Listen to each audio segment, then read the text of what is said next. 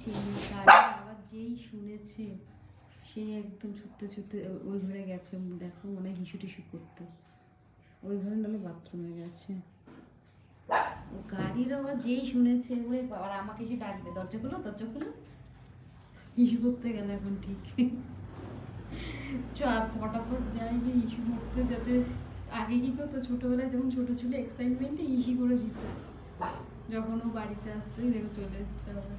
আমি খুলবো না, থাক নিকো। দেখো কিরে,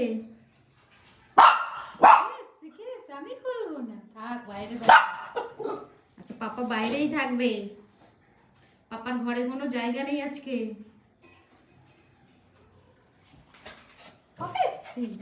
কি আনন্দ, আনন্দে আত্মহারা। আমি আসলে তো এরকম আনন্দ হচ্ছে। হ্যাঁ, দরজাটা ভেঙেই ফেলবে।